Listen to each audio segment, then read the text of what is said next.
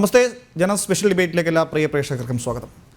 സംസ്ഥാനത്തെ ദേശീയപാതയുടെ നിർമ്മാണം ദൃശ്യങ്ങൾ സഹിതം പങ്കുവച്ചുകൊണ്ട് മന്ത്രി മുഹമ്മദ് റിയാസും LDF കേന്ദ്രങ്ങളും ഒക്കെ നടത്തുന്ന ക്യാമ്പയിൻ ഇത് സംസ്ഥാന സർക്കാരിൻ്റെ വലിയ ഭരണ നേട്ടമായാണ്. ഏറ്റവും അവസാനം നമ്മൾ കണ്ടത് മാഹി ബൈപ്പാസിൻ്റെ നിർമ്മാണവുമായി ബന്ധപ്പെട്ട് റിയാസും ഒപ്പം LDF സർക്കാരും ഒക്കെ ഉന്നയിച്ച അവകാശവാദമാണ്. ഇപ്പോൾ കേന്ദ്ര സർക്കാർ national highway of authority of India പുറത്തുവിട്ട ചില കണക്കുകളുണ്ട്. ₹1 പോലും ഈ നിർമ്മാണത്തിൽ സംസ്ഥാന സർക്കാർ മുടക്കിയിട്ടില്ല എന്ന് മാത്രമല്ല, ഭൂമി ഏറ്റെടുക്കലിൻ്റെ 2.5% തുക കേന്ദ്ര സർക്കാരിൽ നിന്ന് സംസ്ഥാന സർക്കാർ കൈപ്പറ്റുകയും ചെയ്തിട്ടുണ്ട്. ഇതാണ് ഇന്നിപ്പോൾ പുറത്തു വന്ന ഏറ്റവും പുതിയ കണക്കുകൾ. ഇതാണ് ഇന്നത്തെ ജനം സ്പെഷ്യൽ ഡിബേറ്റ് പരിശോധിക്കുന്നത്. ആദ്യം ഈ വാർത്ത റിപ്പോർട്ട് ചെയ്ത ഞങ്ങളുടെ പ്രതിനിധി അർജുൻ ചേരുന്നുണ്ട് എന്നാണ് മനസ്സിലാക്കാൻ സാധിക്കുന്നത്. അർജുൻ, കഴിഞ്ഞ കുറേ നാളുകളായി പ്രത്യേകിച്ച് തലശ്ശേരി ബൈപ്പാസിൻ്റെ ഉദ്ഘാടന സമയത്ത് നേരത്തെ അരീക്കൊമ്പനുമായി പോയപ്പോൾ ഉണ്ടായ റോഡിൻ്റെ ദൃശ്യങ്ങൾ പുറത്തു വന്നപ്പോൾ അങ്ങനെ കേരളത്തിലെ റോഡ് നിർമ്മാണവുമായി ബന്ധപ്പെട്ട് പ്രത്യേകിച്ച് ദേശീയപാത നിർമ്മാണവുമായി ബന്ധപ്പെട്ട് കേന്ദ്ര സർക്കാർ നടത്തുന്ന വികസന പദ്ധതികളെ അത് മറച്ചു വെച്ചുകൊണ്ട് തങ്ങളുടേതാണെന്ന് അവകാശവാദം ഉന്നയിച്ചുകൊണ്ട് അല്ലെങ്കിൽ വ്യക്തമായി ഇതിനൊന്നും ഒരു മറുപടി പറയാതെ തങ്ങളുടെ ക്രെഡിറ്റാണ് എന്ന് ചിത്രീകരിച്ചുകൊണ്ട് ദൃശ്യങ്ങൾ പങ്കുവയ്ക്കുക, അതിൽ അഭിമാനം കൊള്ളുക, അത്തരം വാർത്തകൾ പ്രചരിപ്പിച്ചുവിടുക. ഇതിനെതിരെ കേന്ദ്രമന്ത്രിമാർ ഉൾപ്പെടെ പലപ്പോഴും വലിയ വിമർശനങ്ങൾ ഉന്നയിച്ചിട്ടുണ്ട്. ഉദ്ഘാടന വേദിയിൽ കേന്ദ്രമന്ത്രി V മുരളീധരൻ തന്നെ പറഞ്ഞ ചില വാക്കുകളുണ്ട്. അദ്ദേഹം അല്പം ആക്ഷേപഹാസ്യമായാണ് പറഞ്ഞത്. കേന്ദ്ര സർക്കാരിൻ്റെ പ്രത്യേകിച്ച് നിതിൻ ഗഡ്കരി നടത്തുന്ന റോഡ് വികസന പദ്ധതികൾ ജനങ്ങളിലേക്ക് എത്തിക്കാൻ മന്ത്രി മുഹമ്മദ് റിയാസിൻ്റെ സാമൂഹ്യ മാധ്യമ ഇടപെടലുകളൊക്കെ വളരെ ശ്രദ്ധേയമാണെന്ന് അദ്ദേഹം പറഞ്ഞു വെച്ചിരുന്നു. എന്നാൽ അതിനെ പിന്നീട് വലിയ രാഷ്ട്രീയ വിമർശനമായി LDFും റിയാസും ഒക്കെ കൊണ്ടു നടന്നിരുന്നു. ഇപ്പോൾ ഏറ്റവും പുതിയതായി നാഷണൽ ഹൈവേ അതോറിറ്റി പുറത്തുവിട്ട കണക്കുകൾ പ്രകാരം ഏതാണ്ട് 1200 കോടിയിലധികം തുക ചിലവഴിച്ചാണ് കേന്ദ്ര സർക്കാർ ഈ പദ്ധതി പൂർത്തിയാക്കി. അതിൽ വിവരാവകാശ രേഖയിൽ കൃത്യമായി ചോദിക്കുന്നുണ്ട്, സംസ്ഥാന സർക്കാർ ഇതിനു വേണ്ടി എന്തെങ്കിലും മുടക്കിയിരുന്നോ എന്ന്. അതിൽ നിൽ എന്നാണ് രേഖപ്പെടുത്തിയിരിക്കുന്നത്. മാത്രമല്ല, ഏതെങ്കിലും തരത്തിലുള്ള ക്ലെയിമുകൾ സംസ്ഥാന സർക്കാർ ഉന്നയിച്ചിട്ടുണ്ടോ അല്ലെങ്കിൽ ഏതെങ്കിലും തരത്തിലുള്ള റീഇംബേഴ്സ്മെൻറ്റ് എമൗണ്ടുകൾ സംസ്ഥാന സർക്കാർ വാങ്ങിയിട്ടുണ്ടോ എന്ന്. അതിൽ കൃത്യമായി പറയുന്നു, ഭൂമി ഏറ്റെടുക്കലിൻ്റെ 2.5% ഇത് ക്ലെയിമായി സംസ്ഥാന സർക്കാരിന് നൽകിയിട്ടുണ്ട്, അവർ ഏറ്റെടുത്തിട്ടുണ്ട്. ഈ ഹൈവേ നിർമ്മാണത്തിൽ, ദേശീയപാത നിർമ്മാണത്തിൽ ഏറ്റവും കേന്ദ്ര സർക്കാരിൻ്റെ ഈ നിർമ്മാണ പ്രവർത്തനങ്ങളിൽ സംസ്ഥാന സർക്കാർ അവകാശപ്പെടുന്നത് ഭൂമി ഏറ്റെടുക്കൽ, അതാണ് തങ്ങൾ ചെയ്ത വലിയ ബാധ്യത. 500 കോടിയോളം തുക ഇതിനായി ചിലവഴിച്ചു. അതിൻ്റെ പോലും 2.5%, 2.5% തുക കേന്ദ്ര സർക്കാരിൽ നിന്ന് വാങ്ങിയിട്ടാണ് ഈ മേനി പറച്ചിൽ. അർജുൻ. തീർച്ചയായും ഉമേഷ് പറഞ്ഞതുപോലെ തന്നെ യാതൊരു വിധത്തിലുള്ള കോൺട്രിബ്യൂഷനും ഈ ഒരു മാഹി ബൈപ്പാസിൽ ആ സർക്കാരിൻ്റെ ഭാഗത്തുനിന്നില്ല, അതായത് സംസ്ഥാന സർക്കാരിൻ്റെ ഭാഗത്തില്ല. അതാണ് നമ്മളിപ്പോൾ പുറത്തുവിട്ട വിവരാവകാശ രേഖ തെളിയിക്കുന്നത്. അതായത് ഏതെങ്കിലും തരത്തിൽ സംസ്ഥാന സർക്കാരിന് ഇതിൽ പങ്കുണ്ടോ എന്നുള്ള ചോദ്യത്തിന് നിൽ എന്നുള്ള ഉത്തരമാണ് നമുക്ക് ലഭിക്കുന്നത്. മാത്രമല്ല, പൂർണ്ണമായും ഈ നാഷണൽ ഹൈവേ അതോറിറ്റി ഓഫ് ഇന്ത്യയുടെ അധീനതയിൽ വരുന്ന അല്ലെങ്കിൽ അവരുടെ ചെലവിൽ നിർമ്മിച്ച പാലമാണ് ഇതെന്നും ഈ വിവരാവകാശ രേഖ പറയുന്നു. എന്തിനാ തന്നെയും കഴിഞ്ഞ മാസമാണ് ഇത്തരത്തിൽ പ്രധാനമന്ത്രി നരേന്ദ്രമോദി ഈ പാത ഉദ്ഘാടനം ചെയ്തത്. ആ സമയത്ത് തന്നെ മുഹമ്മദ് റിയാസ് അടക്കമുള്ള പൊതുമരാമത്ത് മന്ത്രി അടക്കമുള്ളവർ ഇവിടെ എത്തുകയും തങ്ങളുടെ ക്രെഡിറ്റായി അതിനെ മാറ്റിയെടുക്കാനുള്ള ശ്രമം നടക്കുകയും ചെയ്തിരുന്നു. അത്തരത്തിൽ ഒരു വാഹനത്തിലൊക്കെ കയറി ഇവർ ജാഥ നടത്തുന്ന ഒരു സാഹചര്യവും ഉണ്ടായി. മാത്രമല്ല, നേരത്തെ സൂചിപ്പിച്ചതുപോലെ തന്നെ അരിക്കൊമ്പൻ ദൗത്യവുമായി ബന്ധപ്പെട്ട് ആ റോഡ് സംസ്ഥാന സർക്കാരിൻ്റെതാണെന്നുള്ള ഒരു വാദഗതി നേരത്തെ തന്നെ ഉയർത്തിയിരുന്നു. അതിനെതിരെ രൂക്ഷ വിമർശനവുമായി V മുരളീധരൻ രംഗത്ത് വരികയും ചെയ്തു. അതായത് ആക്ഷേപഹാസ്യപരമായി തന്നെ ഉമേഷ് നേരത്തെ പറഞ്ഞതുപോലെ തന്നെ തങ്ങൾക്ക് സന്തോഷമുണ്ട്, അതായത് തങ്ങളുടെ ഈ പാതയ്ക്ക് പരസ്യം നൽകുന്നുണ്ടല്ലോ എന്ന തരത്തിലുള്ള കമന്റുകളൊക്കെ അന്ന് പറയുകയും ചെയ്തിരുന്നു. അതിൻ്റെ ആ ഒരു സാഹചര്യത്തിൻ്റെ അവസാനത്തെ ഉദാഹരണമാണ് ഇപ്പോൾ നമ്മൾ ദേശീയപാതയുമായി ബന്ധപ്പെട്ട ബൈപ്പാസ് നിർമ്മാണവുമായി ബന്ധപ്പെട്ട് നമുക്ക് ഇപ്പോൾ ലഭിക്കുന്ന വിവരങ്ങൾ. അതായത് അത്തരത്തിൽ കഴിഞ്ഞ സമയത്തൊക്കെ സർക്കാർ പറഞ്ഞിരുന്നത് കേരള സർക്കാരിൻ്റെ ഒരു വിഹിതം കൂടി ഈ പാലത്തിൽ ഈ ബൈപ്പാസിൽ ഇറക്കുന്നുണ്ട് എന്ന തരത്തിലുള്ള പ്രചരണങ്ങൾ നേരത്തെ തന്നെ വ്യാപകമായിരുന്നു. അത്തരത്തിൽ സമൂഹ മാധ്യമങ്ങളിലടക്കം ആ ഒരു കാര്യങ്ങൾ പറയുകയും മന്ത്രിമാരടക്കം അത് ഉയർത്തിപ്പിടിക്കുകയും ചെയ്തിരുന്നു. CPM അടക്കം അത് ഉയർത്തിപ്പിടിക്കുകയും ചെയ്തിരുന്നു. എന്നാൽ ഈ വിവരാവകാശ പ്രകാരം പറയുന്നത് യാതൊരു തരത്തിലുള്ള കോൺട്രിബ്യൂഷനോ യാതൊരു തരത്തിലുള്ള മറ്റ് സംവിധാനങ്ങളോ കേരള സർക്കാരിൻ്റെ ഭാഗത്തുനിന്നില്ല. മൊത്തമായും തന്നെ കേന്ദ്ര സർക്കാരിൻ്റെതാണ്, നാഷണൽ ഹൈവേ അതോറിറ്റിയുടേതാണ് എന്നുള്ളതാണ് ഇപ്പോൾ നമുക്ക് കിട്ടുന്നത്. മാത്രമല്ല 2.5% അഡ്മിനിസ്ട്രേറ്റീവ് അഡ്മിനിസ്ട്രേറ്റീവ് ഇനത്തിൽ സംസ്ഥാന സർക്കാരിന് കൊടുക്കണമെന്ന ഒരു വ്യവസ്ഥ കൂടി ഇതിൽ വെച്ചിട്ടുണ്ട്. അതായത് അങ്ങോട്ടൊന്നും കൊടുത്തിട്ടില്ല, പക്ഷേ ഇങ്ങോട്ട് ലഭിക്കണമെന്നുള്ള ഒരു യാഥാർത്ഥ്യം ഇവിടെ നിൽക്കുന്നുണ്ട്. അത്തരത്തിൽ സംസ്ഥാന സർക്കാരിന് ഇങ്ങോട്ട് മാത്രം ലഭിക്കുന്ന ഒരു പദ്ധതിയായിട്ടാണ് ഈ കേന്ദ്ര സർക്കാർ നടത്തിയ പദ്ധതിയെ സംസ്ഥാന സർക്കാർ കാണുന്നത്. മറ്റു കാര്യങ്ങളൊക്കെ പച്ചക്കള്ളമാണെന്ന് ഈ ഒരു വിവരാവകാശത്തിലൂടെ നമുക്ക് മനസ്സിലാക്കുവാൻ സാധിക്കും. നേരത്തെ തന്നെ 40 വർഷം, ഏകദേശം 40 വർഷം കഴിഞ്ഞു, 48-50 വർഷത്തിലേറെയായി ഇത്തരത്തിലൊരു പാതയ്ക്ക് വേണ്ടി ജനങ്ങൾ മുറവിളി കൂട്ടുകയാണ്. അതായത് അഴീക്കോട് നിന്നും അത്തരത്തിൽ മാഹി അഴിയൂർ വരെയാണ് ഇതിന്റെ നീളം ഉണ്ടായിരിക്കുന്നത്. ആ മാഹി അഴിയൂർ വരെയുള്ള ആ പാതയ്ക്ക് വേണ്ടി വർഷങ്ങളായി മുറവിളി കൂട്ടുന്ന ജനങ്ങളായിരുന്നു ഇവിടെ ഉണ്ടായിരുന്നത്. അതായത് തലശ്ശേരിയിൽ നിന്നും എത്രയും പെട്ടെന്ന് തന്നെ എളുപ്പത്തിൽ മാഹിയിലേക്ക് എത്തിപ്പെടാൻ കഴിയുന്ന ഒരു പാത നിർമ്മിച്ചിരിക്കുകയാണ്. തിരക്കുകളൊക്കെ ഒഴിവാക്കിക്കൊണ്ട് ജനങ്ങൾക്ക് എത്രയും പെട്ടെന്ന് എത്തിപ്പെടാനുള്ള പാതയായിരുന്നു ഇത്. അത്തരത്തിൽ അത്ര വർഷത്തെ കാത്തിരിപ്പിന് ശേഷമാണ് പിന്നീട് ഈ ഒരു സർക്കാർ വരേണ്ടി വന്നു. ഈ പാതയ്ക്ക് കൂടുതൽ പണികളുടെ വേഗത കൂട്ടുവാനും അത്തരത്തിൽ പാത നിർമ്മിക്കുവാനും നരേന്ദ്രമോദി സർക്കാർ വരേണ്ടി വന്നു എന്നുള്ളതാണ് ഇപ്പോൾ പ്രവർത്തകരടക്കം നമ്മളോട് സൂചിപ്പിക്കുന്നത്. മാത്രമല്ല ഈ ഒരു കണക്കും സൂചിപ്പിക്കുന്നത് ആ കാര്യം തന്നെയാണ്. അതായത് അതിനുശേഷമാണ് പ്രധാനമന്ത്രി ഇവിടെ ഓൺലൈനായി ഇങ്ങനെ ഒരു പാത ഉദ്ഘാടനം ചെയ്യുകയും ചെയ്തത്. എന്നാൽ ആ ഒരു ഉദ്ഘാടനം ചെയ്ത സമയത്ത് തന്നെ ഫ്ലെക്സ് ബോർഡുകൾ ഉയർത്തിക്കൊണ്ട്, അതായത് പൊതുമരാമത്ത് മന്ത്രിയുടെ അടക്കം ഫ്ലെക്സ് ബോർഡുകൾ ഉയർത്തിക്കൊണ്ട്, അല്ലെങ്കിൽ അത്തരത്തിൽ സമൂഹ മാധ്യമങ്ങളിലടക്കം തങ്ങളുടേതാണ് ഈ പാതയെന്ന് പറഞ്ഞുകൊണ്ടുള്ള ഒരു കാഴ്ചയാണ് നമുക്ക് കാണുവാൻ സാധിക്കുന്നത്. എന്നാൽ അതിനെയൊക്കെ ഗണ്ണിക്കുന്ന ഒരു കാര്യമാണ് ഇപ്പോൾ നമ്മൾ പുറത്തുവിട്ടിരിക്കുന്നത്. അതായത് വിവരാവകാശ രേഖ പ്രകാരം പുറത്തുവിട്ടിരിക്കുന്നു. യാതൊരു വിധത്തിലുള്ള ചെലവും കേരള സർക്കാരിൻ്റെതായിട്ടില്ല. അതിൽ മുടക്കിയത് മുഴുവൻ കേന്ദ്ര സർക്കാർ അല്ലെങ്കിൽ നാഷണൽ ഹൈവേ അതോറിറ്റിയാണെന്ന് പറയുന്നു. അതായത് 1221.37 കോടി രൂപ, അതായത് കൃത്യമായി പറയുകയാണ്, അതാണ് തുക. ആ തുക ചെലവാക്കിയത് നാഷണൽ ഹൈവേ അതോറിറ്റിയാണെന്നും ഇതിൽ പറയുന്നു. അതുപോലെ തന്നെ NHAI തന്നെയാണ് ഇതിന്റെ പൂർണ്ണമായ പണി പൂർത്തിയാക്കിയതും എന്നുള്ള കാര്യവും ഇവിടെ പറയുന്നു. നേരത്തെ നമ്മൾ സൂചിപ്പിച്ചതുപോലെ ടോളിന്റെ ചെറിയ പ്രശ്നം മനസ്സിലാക്കാൻ കഴിയുന്നത് എത്രയും വേഗം തന്നെ അതുമായി ബന്ധപ്പെട്ടുള്ള ആ കാര്യങ്ങൾ പരിഹരിക്കുമെന്നുള്ളതും നമ്മൾ മനസ്സിലാക്കുന്നു. അത്തരത്തിൽ 2.5% അഡ്മിനിസ്ട്രേറ്റീവ് ഇനത്തിൽ, അതായത് ഭൂമി നൽകിയതുമായി ബന്ധപ്പെട്ട അഡ്മിനിസ്ട്രേറ്റീവ് ഇനത്തിൽ അടക്കം ആ സംസ്ഥാന സർക്കാരിന് 2.5% നൽകുകയും ചെയ്യുന്നുണ്ട്. ആ ഒരു സാഹചര്യത്തിലാണ് സംസ്ഥാന സർക്കാർ ഇത്തരത്തിൽ പറയുന്നത്. അതായത് തങ്ങൾക്കും ഇതിലൊരു പങ്കുണ്ട്, കേന്ദ്ര സർക്കാരിന് മാത്രമുള്ളതല്ല എന്നുള്ളത് കൂടി പറഞ്ഞുകൊണ്ട് നേതാക്കൾ അടക്കം വരുന്നത് അതിനെ പൂർണ്ണമായും തള്ളിക്കളയുന്ന ഒരു റിപ്പോർട്ടാണ് ഇപ്പോൾ നമ്മൾ ജനം TV പുറത്തുവിടുന്നത്. എന്തായാലും അർജുൻ ഒന്ന് തുടരാൻ ചില വിവരങ്ങൾ കൂടി അർജുനിൽ ശേഖരിക്കാനുണ്ട്. അതിന് മുൻപ് നമുക്ക് ഈ സ്പെഷ്യൽ ഡിബേറ്റിൽ അതികളായി BJP പ്രതിനിധിയായി പ്രിൻറ്റു, ഒപ്പം LDF പ്രതിയായി PM സുരേഷ് ബാബു എന്നിവർ ചേരുന്നു. ആദ്യം പ്രിൻറ്റു, ഈ കണക്കുകൾ താങ്കളുടെയും ശ്രദ്ധയിൽപ്പെട്ടിട്ടുണ്ടാകും. താങ്കൾ ഉൾപ്പെടെ പലപ്പോഴും ഇത് ഇങ്ങനെ മാധ്യമങ്ങളിലൊക്കെ പറയാറുള്ളതാണ്. ഈ തലശ്ശേരി ബൈപ്പാസ് ഉൾപ്പെടെയുള്ള ദേശീയപാതയുടെ ഭാഗമായ നിർമ്മാണ പ്രവർത്തനങ്ങളുടെ അവകാശവാദം എപ്പോഴും LDF തങ്ങളുടെ പോക്കറ്റിലേക്കാക്കാൻ വലിയ പ്രചരണങ്ങൾ നടത്തുന്നുണ്ട്. അതിൽ നേരത്തെ ആമുഖത്തിൽ പറഞ്ഞ പോലെ, നേരത്തെ കേന്ദ്രമന്ത്രി V മുരളീധരൻ പറഞ്ഞ പോലെ, കേന്ദ്രത്തിൻ്റെ ഇത്തരം പദ്ധതികൾ ജനങ്ങളിലേക്ക് എത്തിക്കാൻ സോഷ്യൽ മീഡിയ ഇടപെടലിലൂടെ മന്ത്രി റിയാസ് ഉൾപ്പെടെ നടത്തുന്ന പ്രവർത്തനങ്ങൾ ഏറെ ശ്ലാഘനീയമാണെന്ന് അദ്ദേഹം ഒന്ന് ആക്ഷേപഹാസ്യം എന്ന രീതിയിൽ പറയുകയുണ്ട്. ഇപ്പോൾ ഏറ്റവും പുതിയതായി പുറത്തുവിട്ട കണക്കുകൾ വിവരാവകാശരേഖകൾ പ്രകാരം പുറത്തുവന്ന കണക്കുകൾ പ്രകാരം തലശ്ശേരി ബൈപ്പാസ് നിർമ്മാണത്തിൽ, മാഹി ബൈപ്പാസ് നിർമ്മാണത്തിൽ 1 രൂപ പോലും സംസ്ഥാന സർക്കാരിൻ്റെ ഭാഗത്തുനിന്ന് ചിലവഴിച്ചിട്ടില്ല. ഭൂമി ഏറ്റെടുക്കലുമായി ബന്ധപ്പെട്ട അതവിടെ നിൽക്കട്ടെ. എന്നാൽ ഇപ്പോൾ നൽകുന്ന ഈ പ്രചരണം, LDF ഉൾപ്പെടെ നടത്തുന്ന പ്രചരണം പോലെ 1 രൂപ പോലും സംസ്ഥാന സർക്കാരിൻ്റെ ഭാഗത്തുനിന്ന് ഉണ്ടായിട്ടില്ല. മാത്രമല്ല അഡ്മിനിസ്ട്രേറ്റീവ് കോസ്റ്റ് എന്ന രീതിയിൽ 2.5% തുക കേന്ദ്ര സർക്കാരിൽ നിന്ന് ക്ലെയിം ചെയ്യുകയും സംസ്ഥാന സർക്കാർ ചെയ്തിട്ടുണ്ട്. 1200 കോടി രൂപയോളം പൂർണ്ണമായും നാഷണൽ ഹൈവേ അതോറിറ്റി ഓഫ് ഇന്ത്യയുടെ പൂർണ്ണമായ ചിലവിലാണ് ഇത് നിർമ്മിച്ചത് എന്ന് ശ്രീ പ്രിൻറ്റു. തീർച്ചയായും ഇതിനെ ആദ്യം തന്നെ പൊതുജന സമക്ഷത്തിൽ ഇത്തരത്തിൽ ഈ ജനകീയമായിട്ടുള്ള ഇത്തരം കാര്യങ്ങളിൽ ആ ന്യൂസ് പുറത്തേക്ക് കൊണ്ടുവന്ന ജനം TVക്കും അതിന്റെ റിപ്പോർട്ടർക്കും അഭിനന്ദനങ്ങൾ അർപ്പിക്കുകയാണ്. അതോടൊപ്പം തന്നെ നമുക്കറിയാം ഈ മാഹി ബൈപ്പാസ് ഈ വടക്കൻ മലബാറിന്റെ ശാപമോക്ഷത്തിന് കാരണമായിട്ടുള്ള നരേന്ദ്രമോദിയുടെയും ഗഡ്കരിയുടെയും കേന്ദ്ര സർക്കാരിന്റെയും സ്വപ്ന പദ്ധതിയായിരുന്നു ഈ മാഹി ബൈപ്പാസ്. കാരണം വികസന മുരടിപ്പിന്റെ വടക്കൻ മലബാർ ജില്ലകൾ, പ്രത്യേകിച്ച് കോഴിക്കോട്, വടകര, കണ്ണൂർ, കാസർഗോഡ്, ആ മേഖലയെ നമുക്കറിയാം എല്ലാ കാലഘട്ടത്തിലും ഈ ഇടതുപക്ഷത്തിന്റെ ഒരു ശക്തമായ മേധാവിത്വം ഉള്ളത് കൊണ്ട് തന്നെ വികസന മുരടിപ്പിന്റെ പേരിലും ഗതാഗത കുരുക്കിന്റെ പേരിലും ആണ് എല്ലാ കാലഘട്ടത്തിലും ഈ പ്രദേശം അറിയാതെ. പ്രത്യേകിച്ച് നമുക്കറിയാം കോഴിക്കോട് നിന്ന് കൊയിലാണ്ടി കഴിഞ്ഞു കഴിഞ്ഞാൽ തലശ്ശേരിയിലോ കണ്ണൂരോ എത്തണമെങ്കിൽ മിനിമം 1-2 മണിക്കൂർ റോഡിൽ ചെലവഴിക്കേണ്ട ഒരു സാഹചര്യമുണ്ട്. ആ സാഹചര്യത്തെയാണ് കൃത്യമായിട്ട് 4.5 പതിറ്റാണ്ടായി നടക്കാത്തൊരു കാര്യത്തെ കേന്ദ്ര സർക്കാർ ഏറ്റെടുക്കുന്നു. 2015 ഇതുമായി ബന്ധപ്പെട്ടുള്ള കാര്യങ്ങൾ കൃത്യമായിട്ട് കേന്ദ്ര സർക്കാർ ആരായുന്നു, അതിന്റെ പ്രശ്നങ്ങൾ എന്തെന്ന് നോക്കുന്നു. അതിനോട് കേന്ദ്ര സർക്കാരിനോട് ആവശ്യപ്പെടുന്നു, നിങ്ങൾ എത്രയും പെട്ടെന്ന് ഭൂമി ഏറ്റെടുക്കലുമായി ബന്ധപ്പെട്ട കാര്യങ്ങൾ പെട്ടെന്ന് ചെയ്യണം. സ്വാഭാവികമായിട്ട് 2018 ഭൂമി ഏറ്റെടുക്കൽ നടത്തുന്നു.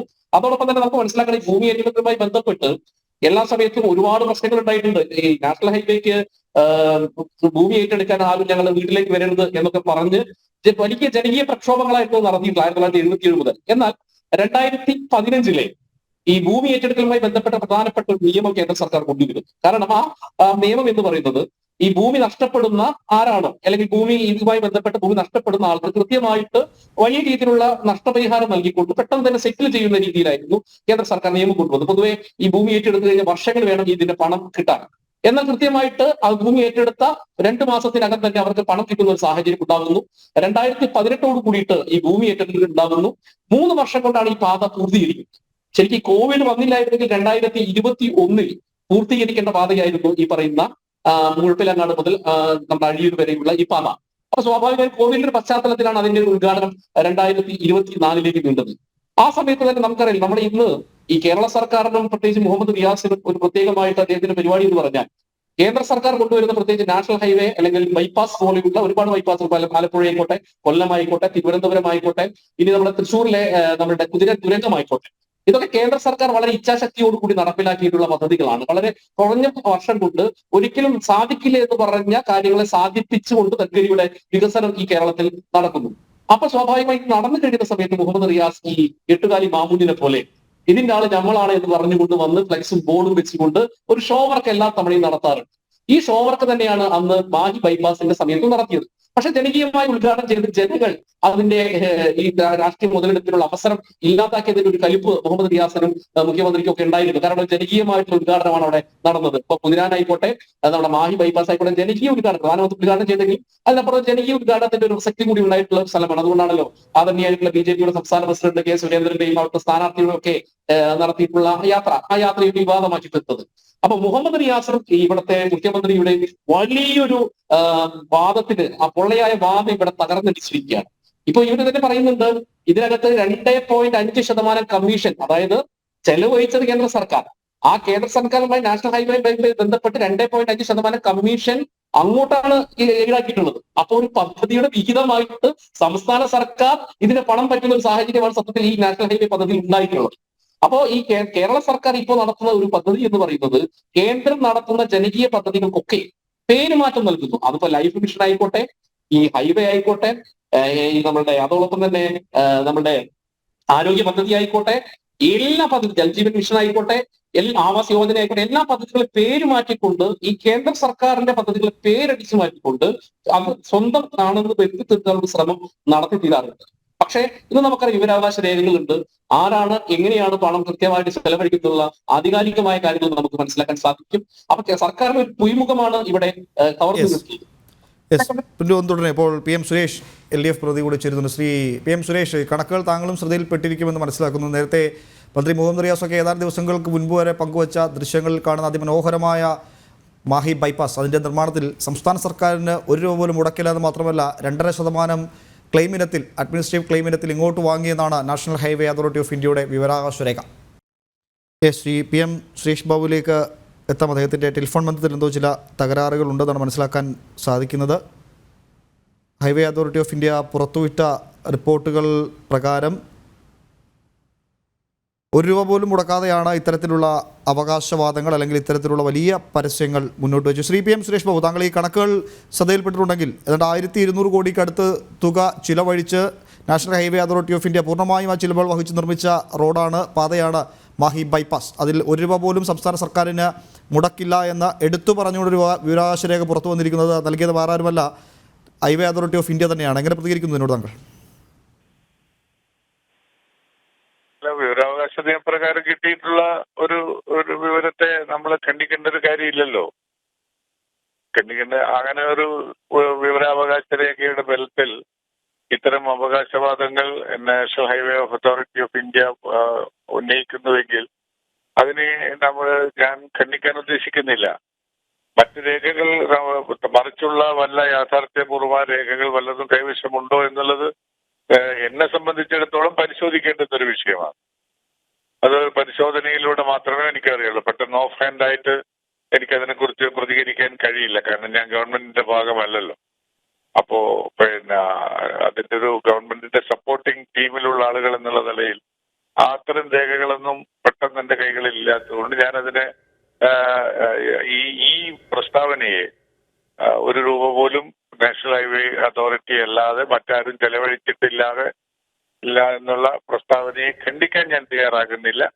അതിന്റെ നിജസ്ഥിതിയെ ബോധ്യപ്പെടാൻ നമുക്ക് കുറച്ച് സമയമെടുക്കും. എനിക്ക് അത്ര തന്നെ. പക്ഷേ മന്ത്രി മുഹമ്മദ് റിയാസ് ഉൾപ്പെടെ നടത്തുന്ന പ്രചരണ പരിപാടികളിൽ താങ്കളും ആ മുന്നണിയുടെ ഭാഗമാണെന്ന് തന്നെയാണ് ഞാൻ മനസ്സിലാക്കുന്നത്. ഇപ്പോഴും ഈ അത്തരത്തിൽ നടത്തുന്ന മുഹമ്മദ് റിയാസ് ഉൾപ്പെടെ നടത്തുന്ന പ്രചരണ പരിപാടി ഒരിടത്ത് പോലും ഇത് കേന്ദ്ര പദ്ധതിയാണെന്നോ കേന്ദ്ര ഗതാഗത വകുപ്പിൻ്റെ പദ്ധതിയാണോ എന്നും പറയാനൊരു മടി പലപ്പോഴും കാണുന്നത്. മാത്രമല്ല പങ്കുവെക്കുന്ന ദൃശ്യങ്ങളും ചിത്രങ്ങളും ഒക്കെ നൽകുന്ന സന്ദേശം തങ്ങളുടെ എന്തോ വലിയ ഭരണ നേട്ടമായി ഇങ്ങനെ ഉയർത്തിക്കാട്ടുകയാണ്. അതാണ് പലപ്പോഴും ചർച്ചയാവുന്നത്. അതാണ് പലപ്പോഴും ഇത്തരം ചർച്ചകളിലേക്കും ഇത്തരം വാർത്തകളിലേക്കും ഒക്കെ വലിച്ചിരുന്നത്. കാരണം രാജ്യത്തുടനീളം പ്രതിദിനം നൂറുകണക്കിന് കിലോമീറ്റർ റോഡുകൾ ഇങ്ങനെ നിർമ്മിക്കുന്ന ഒരു രീതിയിലേക്ക്, അത്തരം ഒരു സംസ്കാരത്തിലേക്ക് ഭാരതം മാറിയിട്ട് ഏതാണ്ട് 8-9 വർഷമാകുന്നു. അപ്പോൾ അതിൻ്റെ ഭാഗമായി തന്നെയാണ് കേരളത്തിലും ഈ നിർമ്മാണ പ്രവർത്തനമൊക്കെ ഇങ്ങനെ നടന്നു വരുന്നത്. എന്നാൽ അതിനെയൊക്കെ തങ്ങളുടെ മാത്രം ക്രെഡിറ്റാക്കി ചിത്രീകരിച്ചുകൊണ്ട് ഇത്തരം ദൃശ്യങ്ങൾ പങ്കുവെക്കുക, അല്ലെങ്കിൽ ഇത്തരം വാർത്തകൾ നൽകുക, ഇത്തരം അവകാശവാദങ്ങൾ ഉന്നയിക്കുക, അവിടെയാണ് ഇത്തരം ചർച്ചകൾക്ക് വഴി തുറക്കുന്നത്. ശ്രീ സുരേഷ്, അല്ല, ഞാൻ ആ മുന്നണിയുടെ ഭാഗത്ത് തന്നെയാണ്, പരിപൂർണമായും ആ മുന്നണിയുടെ ഭാഗമാണ്. അതിനകത്ത് ഒരു തർക്കവുമില്ല. പക്ഷേ ഇലക്ഷൻ സമയങ്ങളിൽ ഏതൊക്കെ തരത്തിൽ വോട്ടുകൾ നമ്മളുടെ സമാഹരിക്കാൻ കഴിയും എന്നുള്ളത് എല്ലാ രാഷ്ട്രീയ പാർട്ടികളും സംവിധാനങ്ങളും ഒക്കെ നോക്കുകയാണ്. പതിവുള്ള ഒരു വിഷയവുമാണ്. പക്ഷേ ശ്രീ മുഹമ്മദ് റിയാസ് കേരളത്തിലെ പൊതുമരാമത്ത് വകുപ്പ് എന്റെ ചുമതല വഹിക്കുന്ന മന്ത്രി എന്നുള്ള നിലയിൽ ഒരിക്കൽ പോലും അദ്ദേഹത്തിന്റെ വകുപ്പിൽ നിന്ന് പണം ചെലവഴിച്ചിട്ടാണ് ഈ പാലം അല്ലെങ്കിൽ ഈ ബൈപ്പാസ് രൂപപ്പെട്ടത് എന്ന അവകാശവാദം ഉന്നയിച്ച് കാണാൻ ഇടയില്ല എന്നുള്ളതാണ് എനിക്ക് തോന്നുന്നത്. പക്ഷെ അതിന്റെ പണികൾ ത്വരിതപ്പെടുത്തുവാനും അതിനെ കിടന്ന അല്ലെങ്കിൽ ലൂസായി കിടന്നിരുന്ന താമസിച്ചു പോയിട്ടുള്ള കാര്യങ്ങൾ അത് ത്വരിതപ്പെടുത്താനൊക്കെ അദ്ദേഹം എന്തായാലും മുൻകൈ എടുത്തിട്ടുണ്ടാകും. അദ്ദേഹത്തിന്റെ രീതിയും അതാണ്. അദ്ദേഹം എല്ലായിടങ്ങളിലും വേഗം തന്നെ പണി തീർത്ത് ജനങ്ങൾക്ക് ഉപകാരപ്രദമായ രീതിയിൽ കാര്യങ്ങൾ കൊണ്ടുപോകാൻ ശ്രമിക്കുന്ന ഒരു ചെറുപ്പക്കാരനായ വളരെ ശുഷ്കാന്തിയുള്ള ക്ഷേമ താല്പര്യങ്ങളോട് വളരെ പ്രതിബദ്ധതയുള്ള ഒരു മന്ത്രിയാണ്. ആ മന്ത്രി അതിലൂടെ പോകുന്ന ചിത്രങ്ങളൊക്കെ ആരെങ്കിലും പ്രസിദ്ധീകരിച്ചിട്ടുണ്ടെങ്കിൽ അതൊരു അവകാശവാദത്തിന്റെ ഭാഗമായിട്ട് മാത്രം അത് കാണാതിരുന്നാൽ മതി. അതിനോട് നാഷണൽ ഹൈവേ അതോറിറ്റി ഓഫ് ഇന്ത്യക്ക് ഒരു വിഷമം തോന്നേണ്ടുന്ന ഒരു കാര്യമൊന്നുമില്ല. കാരണം കേരളത്തിലെ PWD വകുപ്പുമായി ബന്ധപ്പെട്ട ഉദ്യോഗസ്ഥന്മാർ തന്നെയാണല്ലോ അതിന്റെയൊക്കെ ഇംപ്ലിമെന്റേഷൻ പ്രോസസ്സ് നടത്തുന്നത്. അപ്പൊ അവരെ വിളിച്ച് ഇത് വേഗം ചെയ്യണം, ഇത് വേഗം നോക്കണം, ഇത് ജനങ്ങൾക്ക് ബുദ്ധിമുട്ടുണ്ടാക്കുന്ന ഒരു വിഷയമാണ് എന്നൊക്കെ പറയുകയും അതിനെ ത്വരിതപ്പെടുത്താൻ ശ്രമിക്കുകയും ചെയ്തതിന്റെ ഒരു ഭാഗം എന്നുള്ള നിലയിൽ അതിനെ കണ്ടാൽ മതി എന്നാണ് എനിക്ക് തോന്നുന്നത്. അല്ല ശ്രീ സുരേഷ് ബാബു, ഞാൻ ചോദിച്ച അവിടെയല്ല.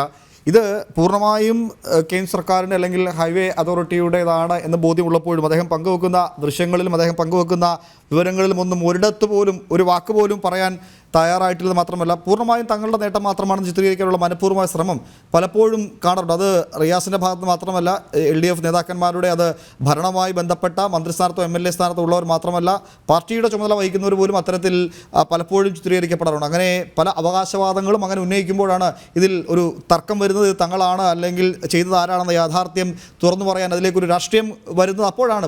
ഞാൻ നേരത്തെ പറഞ്ഞ പോലെ രാജ്യത്തുടനീളം നൂറുകണക്കിന് കിലോമീറ്റർ റോഡുകളാണ് ഇങ്ങനെ മുൻപെങ്ങുമില്ലാത്ത തരത്തിലേക്ക് നിർമ്മിച്ചുകൊണ്ടിരിക്കുന്നത്. ഓരോ മണിക്കൂറിലും പുതിയ റോഡുകളിലേക്ക് നിർമ്മിച്ചുകൊണ്ടിരിക്കണം. അത്തരമൊരു രീതിയിലേക്ക് ഭാരതം മാറിയൊരു പശ്ചാത്തലം കൂടിയുണ്ട്. എന്നാൽ അതൊന്നും തുറന്നു പറയാതെ അല്ലെങ്കിൽ അതൊന്നും സമ്മതിക്കാതെ ഇത് തങ്ങൾ മാത്രം എന്തോ ചെയ്തതാണെന്ന് വരുത്തി തീർക്കുന്ന ഒരു ശ്രമം. തങ്ങൾ മറ്റാരുമല്ല ചിത്രീകരിച്ചത്. മുഹമ്മദ് റിയാസിൻ്റെ ഫേസ്ബുക്ക് പേജിൽ തന്നെ പങ്കുവച്ചിരിക്കുന്ന ദൃശ്യങ്ങൾ പരിശോധിച്ചാൽ മനസ്സിലാക്കാം. ഒരു വാക്കുപോലും ഇത് നിർമ്മിച്ച, ഇതിന് പൂർണ്ണമായും 1221 കോടി രൂപ മുടക്കിയ നാഷണൽ ഹൈവേ അതോറിറ്റി ഓഫ് ഇന്ത്യയെ പറ്റി ഒരു വാക്ക് പറയാൻ അദ്ദേഹം തയ്യാറാകാതെ അതിലേക്കൂടെ യാത്ര ചെയ്തുകൊണ്ട് അതിൻ്റെ ദൃശ്യങ്ങൾ പങ്കുവച്ചുകൊണ്ട് തങ്ങളുടെ എന്തോ നേട്ടമായി മാത്രം ഇതിനെ ചിത്രീകരിക്കാൻ ശ്രമിക്കുന്നു. അവിടെയാണ് ഇതിൽ തർക്കം വരുന്നത്, വിയോജിപ്പ് വരുന്നത്, രാഷ്ട്രീയം വരുന്നത്. അങ്ങനെ കാണേണ്ടതില്ല എന്ന് മാത്രമേ എനിക്ക് പറയാനുള്ളൂ. അങ്ങനെ അതിന് ഏതെങ്കിലും ഒരു വിഭാഗം കാണേണ്ടതില്ല. ഈ കാര്യത്തിൽ അങ്ങനെ എന്തെല്ലാം കാര്യങ്ങൾ കേരളത്തിലും ഇന്ത്യയിലും നടന്നിട്ടുണ്ട്. എന്തെല്ലാം കാര്യങ്ങൾ ഈ റോഡിന്റെ കാര്യത്തിൽ തന്നെ, ഈ നമ്മുടെ നാഷണൽ ഹൈവേ 66 കാര്യത്തിൽ തന്നെ അതിന്റെ ലാൻഡ് അക്വിസിഷൻ കാര്യത്തിൽ എന്തെല്ലാം തടസ്സം നാഷണൽ ഹൈവേ അതോറിറ്റി പറഞ്ഞു. അവസാനം പിന്നെ കേരളത്തിലെ ഗവൺമെന്റ് കിഫ്ബി പദ്ധതിയിലൂടെ കൊടുത്ത 5400 കോടി രൂപ കൊടുത്തതിന് ശേഷമല്ലേ ലാൻഡ് അക്വിസിഷൻ നടന്നത്. അത് കേരളത്തിന്റെ അല്ല ഇന്ത്യ രാജ്യത്തിന്റെ നാഷണൽ ഹൈവേയുടെ ചരിത്രത്തിലോ അതിന്റെ റെക്കോർഡുകളിലോ എവിടെയെങ്കിലും ഒരു സംസ്ഥാന സർക്കാരിന്റെ ഭാഗത്ത് നിന്ന് കാശ് വാങ്ങി റോഡുണ്ടാക്കിയ ചരിത്രമുണ്ടോ? അതിൽ 2.5% 2.5% തിരിച്ചു വാങ്ങുകയും ചെയ്തിട്ടുണ്ട് ശ്രീ പി എം സുരേഷ്. അല്ല, 2.5% തിരിച്ചു വാങ്ങി എന്ന് പറഞ്ഞാൽ എങ്ങനെ 2% തിരിച്ചു വാങ്ങി? അഡ്മിനിസ്ട്രേറ്റീവ് ക്ലെയിം, ഭരണപരമായ ആവശ്യങ്ങൾക്കായി. അല്ല, അതൊക്കെ കാര്യങ്ങൾ ഉണ്ടായിരുന്നതല്ലേ. അതൊക്കെ നിയമപരമായി കൊടുക്കേണ്ടതും വാങ്ങേണ്ടതുമാണല്ലോ. ഇത് നമ്മൾ രണ്ട് പ്രൈവറ്റ് എന്റർപ്രണേഴ്സ് തമ്മിലുള്ള തർക്കമായി ഇതിനെ കാണാൻ ശ്രമിക്കുന്നത് കൊണ്ടാണ്. ഇത് ഇന്ത്യൻ ഭരണഘടന നൽകുന്ന സൗകര്യം ഉപയോഗിച്ച് യൂണിയൻ ഗവൺമെന്റും സ്റ്റേറ്റ് ഗവൺമെന്റും പ്രവർത്തിക്കുകയാണ്. അവർ രണ്ടുപേരും, യൂണിയൻ ഗവൺമെന്റും സംസ്ഥാന ഗവൺമെന്റും രാജ്യത്തെ ജനങ്ങളാൽ തിരഞ്ഞെടുക്കപ്പെടുന്ന പ്രതിനിധികളാണ്. അതുകൊണ്ട് അതൊരു പ്രത്യേകിച്ച് ഒരു കൂട്ടരുടേതാണ്. ഞാൻ ഒരു മുതലാളിയിൽ നിന്ന് മറ്റൊരു മുതലാളിയിലേക്ക് വരുന്നു എന്ന് സങ്കല്പം മനസ്സിൽ തോന്നുന്ന ഒരു സാഹചര്യത്തിലാണ് ഇത്രയുമൊക്കെ പ്രയാസങ്ങൾ വരുന്നത്. അങ്ങനെ വരുത്തേണ്ടതൊരു കാര്യമേ ഇല്ല, അങ്ങനെ ചിന്തിക്കേണ്ടത് കാര്യമില്ല. ഒരിക്കലും അങ്ങനെ ചിന്തിക്കേണ്ട കാര്യമേ ഇല്ല ശ്രീ പി എം സുരേഷ് ബാബു. ഇവിടെ തർക്കം വരുന്നത് എവിടെയാണ്? ഇത് യഥാർത്ഥത്തിൽ നിർമ്മിച്ച ആളുകൾ ആരാണ്, അല്ലെങ്കിൽ ഇത് കേന്ദ്ര സർക്കാരിൻ്റെ പദ്ധതിയുടെ ഭാഗമാണെന്ന് സമ്മതിക്കാനുള്ള മടി, അല്ലെങ്കിൽ മനഃപൂർവ്വമായി യാഥാർത്ഥ്യം മറച്ചു വെക്കുമ്പോഴാണ് ഈ തർക്കവും ഈ വേർതിരിവും ഈ വിമത ശബ്ദങ്ങളും ഒക്കെ ഉയരുന്നത്. താങ്കൾ ഈ ചരിത്രം പറഞ്ഞുകൊണ്ട് പറയുകയാണ്, ഏതാണ്ട് 70കളിൽ മറ്റോ ആരംഭിച്ചതാണ് ഈ നിർമ്മാണ പ്രവർത്തനം. ഇത് പിന്നെ യാഥാർത്ഥ്യമാകാൻ ഈ 2024 വരെ കാത്തിരിക്കേണ്ടി വന്നു എന്നതൊരു ചരിത്രം കൂടിയാണല്ലോ. ഇതിന് മുൻപ് CPM ഭരിച്ച LDF ഭരിച്ച സംസ്ഥാന സർക്കാരുകളുടെ ഭരണം നടത്തിയിട്ടുണ്ട്. CPM തന്നെ LDF തന്നെ പിന്തുണ നൽകുന്ന കേന്ദ്ര സർക്കാരുകൾ ഭരിച്ച കാലഘട്ടം കടന്നുപോയിട്ടുണ്ട്. അപ്പോഴൊന്നും ഇല്ലാതെ നരേന്ദ്രമോദി സർക്കാരും നിതിൻ ഗഡ്കരിയും ഒക്കെ അധികാരത്തിൽ വരുന്നത് വരെ വന്ന കാലതാമസം, അതിന് ശേഷം വന്ന ഈ ദ്രുതഗതിയിലുള്ള നിർമ്മാണ പ്രവർത്തനങ്ങൾ, അതിനെ അംഗീകരിക്കാൻ എവിടെയാണ് മടി എന്ന ചോദ്യമാണ് ഇത്തരം വാർത്തകളിലേക്ക്, ഇത്തരം തർക്കങ്ങളിലേക്ക്, ഇത്തരം വിവാദങ്ങളിലേക്കൊക്കെ പോകുന്നത്. അതൊക്കെ ശരിയാണ്. ഞാൻ അതിനെ ഖണ്ഡിക്കാനല്ല ഞാൻ ശ്രമിക്കുന്നത്. ഞാനൊരു കാര്യം പറയുന്നത്, ഓരോ ഗവൺമെന്റും അതത് കാലഘട്ടങ്ങളിൽ എടുക്കുന്ന പ്രയോറിറ്റിയാണ് പ്രശ്നം. ഒരു പ്രയോറിറ്റി ഒരു കാലഘട്ടത്തിലുണ്ട്. എന്താണ് പ്രയോറിറ്റി? കഴിഞ്ഞ കാലഘട്ടങ്ങളിൽ ശ്രീ വാജ്പേയി, ബഹുമാനപ്പെട്ട വാജ്പേയിയുടെ ഗവൺമെന്റിന് ശേഷം ഇന്ത്യ രാജ്യത്തെ സാമ്പത്തിക ഘടനയിൽ വളരെയധികം തകർച്ചയുണ്ടാവുകയും നമ്മൾ കൂപ്പുകുത്തി പോകുമെന്നൊരവസ്ഥ വന്നപ്പോഴാണ് ലിബറലൈസേഷൻ ആയാലും ഗ്ലോബലൈസേഷൻ ആയാലുമുള്ള പരീക്ഷണത്തിലൂടെ നേരത്തെ തുടർന്നു വന്നിരുന്ന സാമ്പത്തിക നയം, മിക്സഡ് എക്കണോമി സെക്ടറിൽ നിന്ന് സബ്സിഡികൾ കുറച്ച് പ്രൈവറ്റ് എന്റർപ്രണറുടെയും ഗവൺമെന്റിന്റെയും നോൺ ഗവൺമെന്റൽ ഏജൻസികളുടെയും ഇന്റർഫിയറൻസ് രാജ്യത്തിന്റെ പുരോഗതിക്ക് ഉപയോഗിക്കുകയും അതിനകത്ത് ടോള് പിരിച്ചും അതിനകത്ത് നിന്ന് മറ്റ് നികുതികൾ പിരിച്ചും തിരിച്ചു കൊടുക്കുകയും ഒക്കെ ചെയ്യുന്ന സംവിധാനത്തെക്കുറിച്ച് ഒരു രാഷ്ട്രത്തിന്റെ നിലനിൽപ്പിനാവശ്യമായ കാലഘട്ടങ്ങളിൽ വരുത്തിയ മാറ്റങ്ങളുടെ അടിസ്ഥാനത്തിലാണ് ഇതിനെ പല ഘട്ടങ്ങളിലായിട്ടുണ്ട്. ആദ്യത്തെ വന്നപ്പോഴാണ് ജനങ്ങളുടെ ദാരിദ്ര്യം നീക്കാൻ വന്നു, പിന്നീട് അവർക്ക് തൊഴിലവസരങ്ങൾ ഉണ്ടാക്കാൻ വന്നു. ഇപ്പോ നരേന്ദ്രമോദി ബഹുമാനപ്പെട്ട പ്രധാനമന്ത്രി ആയതിനു ശേഷം രാജ്യത്തെ ഇൻഫ്രാസ്ട്രക്ചർ വികസിപ്പിക്കുന്നതിന്റെ ഭാഗമായി ദേശീയ രംഗത്ത് എല്ലാ സംസ്ഥാനങ്ങളിലും പുതിയ റോഡുകൾ ഉണ്ടാക്കുകയും മൊബിലിറ്റി കൂടുതൽ വർദ്ധിപ്പിക്കുകയും ഒക്കെ ചെയ്യുന്ന സമീപനങ്ങൾ അതൊരു പോളിസിയായി ഗവൺമെന്റ് അംഗീകരിച്ചു. അതിന്റെ ഭാഗമായി നമുക്ക് 866 അനുവദിച്ചു കിട്ടുകയും ആ അനുവദിച്ചു കിട്ടുന്നതിന് ആവശ്യമായ മറ്റു ചില കാര്യങ്ങൾ ഗവൺമെന്റിന്റെ ഭാഗത്ത് നിന്ന് 5400 കോടി രൂപ കേരളത്തിനടുത്ത് നിന്ന് വാങ്ങിയിട്ടുണ്ട് എന്നുള്ളത് ഒരു സത്യമാണെങ്കിൽ പോലും അതിന് ഞാനും ഒരു ന്യായീകരണം കൊടുക്കാനൊക്കെ ശ്രമിക്കുന്ന ഒരാളാണ്. അതുകൊണ്ട് അതിനെക്കുറിച്ചൊന്നും നമുക്ക് ഇവിടെ തർക്കമില്ല. ശ്രീ സുരേഷ് ബാബു, താങ്കൾ സമ്മതിച്ചത് ഈ വകുപ്പ് കൈകാര്യം ചെയ്യുന്ന മന്ത്രി സമ്മതിക്കുന്നില്ല, CPM സമ്മതിക്കില്ല, അത് മാത്രമാണ് ഇവിടെ തർക്കമായി വരുന്നത്. താങ്കൾ പറഞ്ഞ നല്ല കാര്യത്തെ എന്തായാലും സ്വാഗതം ചെയ്യുന്നു, അംഗീകരിക്കുന്നു, താങ്കൾ അഭിനന്ദിക്കുന്നു. രാജ്യം മുഴുവൻ അടിസ്ഥാന സൗകര്യങ്ങളുടെ വികസനത്തിൽ കണക്ടിവിറ്റിയുടെ കാര്യത്തിലൊക്കെ നരേന്ദ്രമോദി സർക്കാർ എടുക്കുന്ന പ്രാധാന്യം, അവർ നൽകുന്ന പരിഗണനയെ താങ്കൾ നൽകിയ അംഗീകരിച്ചതിനെ ഞങ്ങളും സ്വാഗതം ചെയ്യുന്നു. ഇതെല്ലാം കേന്ദ്ര സർക്കാരിൻ്റെ തന്നെയാണ്, അല്ലെങ്കിൽ national highway authority of India തന്നെയാണ്. എന്നാൽ ഭൂമി ഏറ്റെടുക്കൽ, അതാണ് തുടക്കം മുതൽ ഈ CPM കേന്ദ്രങ്ങളൊക്കെ അവകാശവാദം ഉന്നയിക്കുന്നത്. ഈ ഭൂമി ഏറ്റെടുക്കലുമായി ബന്ധപ്പെട്ട് 5000 കോടിയോളം അനുവദിച്ച് ഇത് ദ്രുതഗതിയിലാക്കിയതിൽ മുൻകൈ എടുത്തു മാത്രമല്ല നിശ്ചിത ഇടവേളകളിൽ ഉദ്യോഗസ്ഥരുടെ യോഗം വിളിച്ചു, അവരുമായി കൃത്യമായി ഫോളോ അപ്പ് ചെയ്തു. അങ്ങനെ ഈ നിർമ്മാണ പ്രവർത്തനങ്ങൾ അതിവേഗത്തിൽ മുന്നോട്ട് കൊണ്ടുപോകാൻ നടത്തിയ ഇടപെടലാണ് ഇതിലെ അവകാശവാദമായി ഉന്നയിക്കുന്നത്. മാത്രമല്ല അദ്ദേഹം പറഞ്ഞ മറ്റൊരു കാര്യം കൂടിയുണ്ട്, അത് ഏറെ സ്വാഗതാർഹമാണ്. രാജ്യത്തുടനീളം നടക്കുന്ന സമഗ്രമായ മാറ്റത്തെ, റോഡ് നിർമ്മാണത്തെ, അടിസ്ഥാന സൗകര്യ വികസനത്തെയൊക്കെ അദ്ദേഹം അംഗീകരിച്ചു. പക്ഷേ അദ്ദേഹത്തിൻ്റെ മുന്നണിയിലെ പ്രധാന കക്ഷിയായ CPM അതിന് നേതൃത്വം നൽകുന്ന മന്ത്രിയും മുഖ്യമന്ത്രിയും മറ്റ് MLA മാരും ഒന്നും അത് അംഗീകരിക്കാൻ വഴിയില്ല. എന്തായാലും അദ്ദേഹം അംഗീകരിച്ചതിനെ സ്വാഗതം ചെയ്യുകൂടി ചെയ്യാം. ശ്രീ പ്രിന്റു. അല്ല, സുരേഷ് ബാബു സാറ് അദ്ദേഹം ഒരു രാഷ്ട്രീയത്തിൽ മാന്യനായിട്ട് ഇടപെടുന്ന ഒരാളായതുകൊണ്ടും സത്യത്തെ സത്യമായി പറയുന്ന ഒരാളായതുകൊണ്ട് അത് അംഗീകരിച്ചു. അത് വളരെ പ്രധാനപ്പെട്ട ഒരു കാര്യമാണ്. നരേന്ദ്രമോദി സർക്കാർ അതിന് ഇൻഫ്രാസ്ട്രക്ചർ മേഖലയിൽ ഉണ്ടായിട്ടുള്ള വികാസം അദ്ദേഹം പറഞ്ഞു. നമ്മൾ മനസ്സിലാക്കേണ്ട പ്രധാനപ്പെട്ട ഒരു കാര്യം, ഈ രാജ്യത്ത് മൻമോഹൻ സിംഗ് അധികാരമൊഴിയുന്ന സമയത്ത് 91,287 കിലോമീറ്റർ ആയിരുന്നു നാഷണൽ ഹൈവേ. ഇന്ന് ലോകത്തിലെ രണ്ടാമത്തെ നാഷണൽ ഹൈവേ ഉള്ള രാജ്യമായി ഭാരതം മാറിയിട്ടുണ്ട്. 50,000 കിലോമീറ്ററാണ് അതിവേഗതയിൽ 5 വർഷം കൊണ്ട് നാഷണൽ ഹൈവേ വികാസം ഉണ്ടായിട്ടുള്ളത്. 1,45,240 കിലോമീറ്ററാണ് നാഷണൽ ഹൈവേ വികാസം ഉണ്ടായിട്ടുള്ളത്. അതോടൊപ്പം തന്നെ കേരളത്തിൽ ഗഡ്കരി വന്ന് പ്രഖ്യാപിച്ചത് 3 ലക്ഷം കോടി രൂപയുടെ റോഡ് വികസന പദ്ധതികളാണ്. അതിൽ നാഷണൽ ഹൈവേ മാത്രം 1,25,000 കോടി രൂപയുടെ പദ്ധതിയാണ്.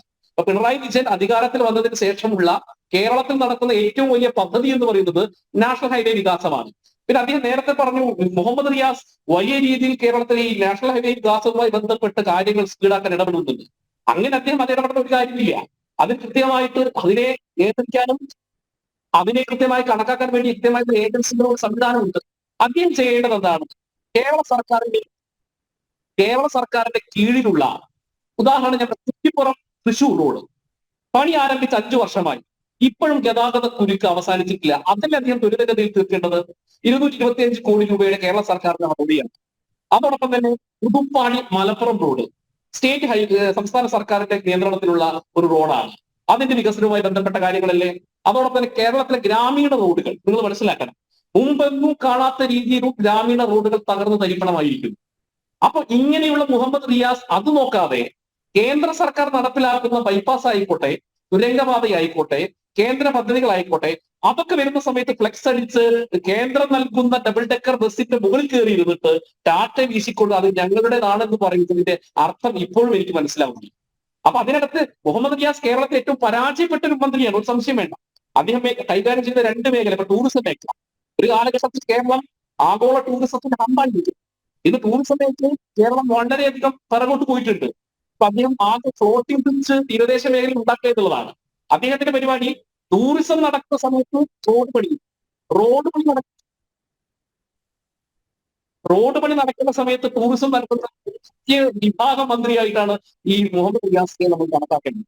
അല്ലാതെ അദ്ദേഹം പറഞ്ഞ പോലെ കേരളത്തിൽ സസൂക്ഷ്മം എല്ലാ കാര്യങ്ങളും നിരീക്ഷിച്ച് നാഷണൽ ഹൈവേയുടെ പദ്ധതിയും കാര്യങ്ങളും നോക്കേണ്ടതല്ലോ മുഹമ്മദ് റിയാസിന്റെ പണി. അദ്ദേഹത്തിന് ഏൽപ്പിച്ചിട്ടുള്ള റോഡുകൾ ഉണ്ടല്ലോ, അതിന്റെ വികാസം അദ്ദേഹം കാര്യക്ഷമമായി നടത്തട്ടെ. അതാണല്ലോ കേന്ദ്ര സർക്കാരിനെ സംബന്ധിച്ചിടത്തോളം ഈ രാജ്യത്തിന്റെ നാഡീഞരമ്പുകൾ എന്ന് പറയുന്നത് റോഡുകളാണ്. ആ റോഡ് വികാസം വളരെ പ്രധാനപ്പെട്ട ഒരു കാര്യമാണ്. നിങ്ങൾ മനസ്സിലാക്കണം, 1.5 ലക്ഷം കിലോമീറ്റർ ആയിരുന്നു ഗ്രാമീണ റോഡുകൾ. ഇത് 3.75 ലക്ഷം കിലോമീറ്റർ ആണ് ഗ്രാമീണ റോഡുകളുടെ വികാസം ഉണ്ടായത്. അപ്പൊ സ്വാഭാവികമായിട്ട് നമുക്ക് അത് മാത്രമല്ല, റോഡ് നിർമ്മാണവുമായി ബന്ധപ്പെട്ട് നാഷണൽ ഹൈവേ അതോറിറ്റിക്ക് 6 റെക്കോർഡുകളുണ്ട്. അത് നമ്മൾ പ്രത്യേകിച്ച് ഈ ദേശീയപാത നിർമ്മാണത്തിൽ 100 മണിക്കൂർ കൊണ്ട് 100 കിലോമീറ്റർ റോഡ് നിർമ്മിച്ച ലോകത്തിലെ വലിയ ലോക റെക്കോർഡിട്ട ഒരു പാരമ്പര്യം കൂടി ഈ ഗഡ്കരി വന്നതിന് ശേഷം ഉണ്ടായിരുന്നു. അപ്പൊ എല്ലാ അർത്ഥത്തിൽ വികസനം നടക്കുന്ന സമയത്ത്, വികസനം വരുന്ന സമയത്ത് അത് ഞങ്ങളുടേതും, ഒരേ സമയത്ത് തന്നെ കേന്ദ്രം ഞങ്ങൾക്കൊന്നും തരുന്നില്ല എന്ന് പറയുകയും ചെയ്യുന്നതിന്റെ ഇരട്ടത്താപ്പിനെയാണ് ചോദ്യം ചെയ്യുന്നത്. യെസ്, ശ്രീ സുരേഷ് ബാബു, താങ്കൾ കേട്ട് കാണും. സംസ്ഥാന സർക്കാർ മുൻകൈ എടുത്ത് പൂർത്തിയാക്കേണ്ട, സംസ്ഥാനത്തിൻ്റെ മാത്രമായി നിർമ്മിക്കേണ്ട റോഡുകളുടെ ചില ഉദാഹരണമൊക്കെ അദ്ദേഹം ചൂണ്ടിക്കാട്ടിയിരുന്നു. അത്തരം റോഡുകൾ വർഷങ്ങളായി ഇങ്ങനെ ഇഴഞ്ഞു നീങ്ങുകയാണ്. അവിടെ ഈ ദ്രുതഗതിയിലുള്ള ഇടപെടലൊന്നും പൊതുമരാമത്ത് വകുപ്പിൻ്റെ ഭാഗത്തു നിന്ന് കാണുന്നില്ല. എന്നാൽ കേന്ദ്രം കൃത്യതയോടെ ചെയ്ത് പൂർത്തിയാക്കുന്ന പദ്ധതികളൊക്കെ അവിടെ ഈ ഫ്ലെക്സ് വെക്കാനും അല്ലെങ്കിൽ അതിൻ്റെ ദൃശ്യങ്ങൾ പങ്കുവെക്കാനും ഒക്കെ മന്ത്രി മുൻകൈ എടുക്കുന്നു.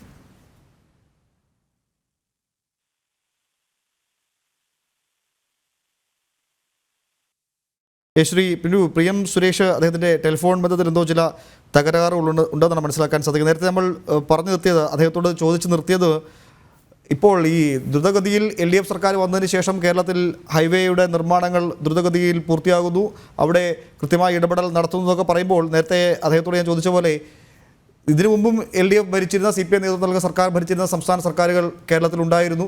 CPM തന്നെ പിന്തുണ നൽകുന്ന കേന്ദ്ര സർക്കാർ ഭരിച്ചിരുന്ന കാലമുണ്ടായിരുന്നു. അതിനൊക്കെ വർഷങ്ങൾക്ക് മുൻപ് 70കളുടെ കാലഘട്ടത്തിൽ തുടക്കത്തിൽ തുടങ്ങിയ നിർമ്മാണ പ്രവർത്തനമാണ് പൂർത്തിയാക്കാൻ നിതിൻ ഗഡ്കരിയും നരേന്ദ്രമോദിയും ഒക്കെ അധികാരത്തിൽ വരേണ്ടി വന്നത്. തീർച്ചയായും. അപ്പൊ നമുക്ക് ഏറ്റവും സിമ്പിൾ ആയിട്ട് പറഞ്ഞു കഴിഞ്ഞാൽ നമുക്കറിയാലോ, 1977 ഒരേ സമയം കേരളത്തിൽ കോൺഗ്രസ് സർക്കാരും കേന്ദ്രത്തിൽ കോൺഗ്രസ് സർക്കാരും ഉള്ള സമയത്താണ് ഈ പാത ആരംഭിക്കുന്നത്. അന്ന് സ്ഥലമേറ്റെടുക്കൽ അവസാനിക്കുന്നത് നരേന്ദ്രമോദിയുടെ 2015 നിയമം വന്നതിന് ശേഷമാണ്. അത് 3 വർഷം കൊണ്ട് 2018 ശേഷം സെറ്റിൽ ചെയ്തു. ആ സെറ്റിൽ ചെയ്തതിന് ശേഷം കേവലം 3 വർഷം കൊണ്ട് ഒരു പാതയുടെ പൂർത്തീകരണം ഇച്ഛാശക്തിയോടുകൂടി നടപ്പിലാക്കുക. നമ്മൾ മനസ്സിലാക്കണം, ഏറ്റവും ദ്രുതഗതിയിൽ കീറാമുട്ടിയായിട്ടുള്ള, നമുക്കറിയാം ഈ വടക്കേ മലബാറിന്റെ ദുഷ്കരമായിട്ടുള്ള സാഹചര്യം. താങ്കളിലേക്ക് വരാം ശ്രീ പിന്റു. PM സുരേഷ് കൂടി ചേർന്ന് അതായത് ടെലിഫോൺ ബന്ധത്തിലുണ്ടായ തകരാർ പരിഹരിച്ചിട്ടുണ്ട്. ശ്രീ PM സുരേഷ്, പ്രിന്റു മഹാദേവ് ചോദിച്ച ചോദ്യങ്ങൾ താങ്കൾ കേട്ട് കാണുമോ സംശയമുണ്ട്. താങ്കൾ ടെലിഫോൺ ബന്ധത്തിൽ ചില തകരാറുകൾ ഇടയ്ക്ക് വന്നിരുന്നു.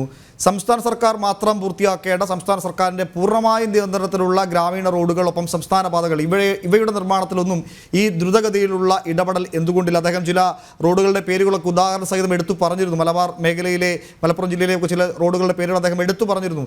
അവിടെ എന്തുകൊണ്ടാണ് റിയാസിൻ്റെ ഈ ക്രിയാത്മകമായ ഇടപെടൽ ഇല്ലാത്തത്? മറിച്ച് കേന്ദ്ര സർക്കാർ, national highway authority of India കൃത്യമായി രാജ്യത്തുടനീളം, പ്രത്യേകിച്ച് ഗതാഗത മേഖല ഏറെ പിന്നിലായിരുന്ന വടക്കുകിഴക്കൻ സംസ്ഥാനങ്ങളിൽ ഉൾപ്പെടെ കൃത്യമായി നടപ്പിലാക്കിയതുപോലെ തന്നെ അതിന് ചൂടുപിടിച്ച് കേരളത്തിൽ നടപ്പിലാക്കുന്ന ഈ പദ്ധതിക്ക് മാത്രം എന്തുകൊണ്ട് ഇത്ര ദ്രുതഗതിയിൽ ഇടപെടാൻ റിയാസ് തയ്യാറാകുന്നു? ഇത്തരം റിയാസിൻ്റെ മാത്രം ചുമതലയായ സംസ്ഥാന സർക്കാർ മാത്രം പൂർത്തിയാക്കേണ്ട പാതകളിൽ എന്തുകൊണ്ട് ഈ ദ്രുതഗതി കാണുന്നില്ല എന്ന്?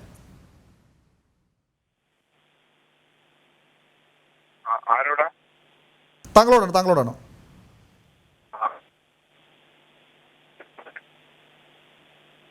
അക്കാര്യത്തിൽ താങ്കളുടെ അഭിപ്രായത്തിനോട് എനിക്ക് യോജിപ്പില്ല.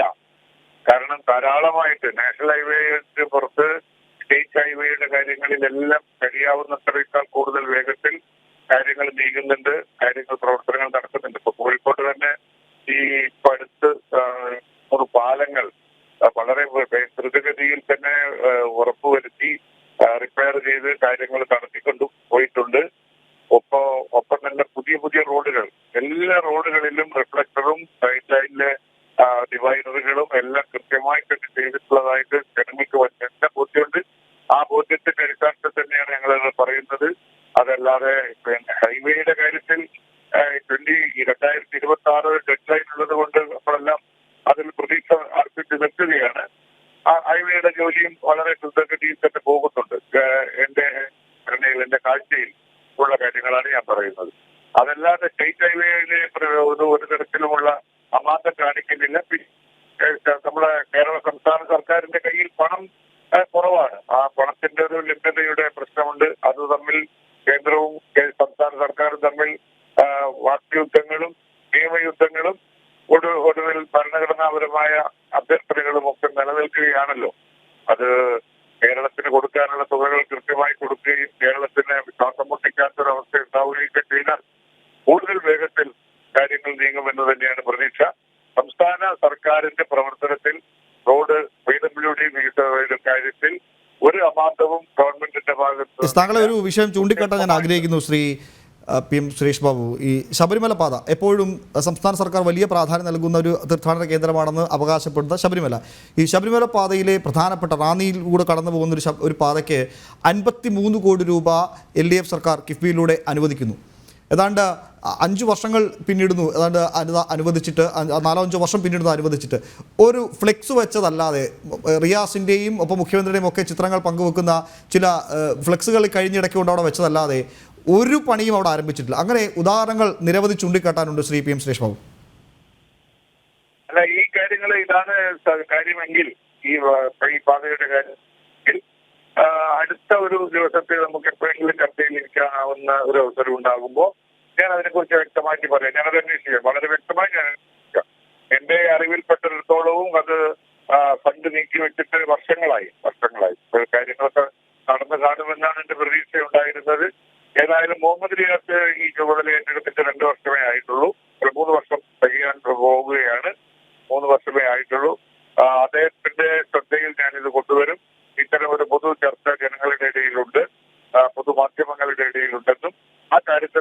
പാർട്ടി കാണിക്കണമെന്നും മുഹമ്മദ് റിയാസിനെ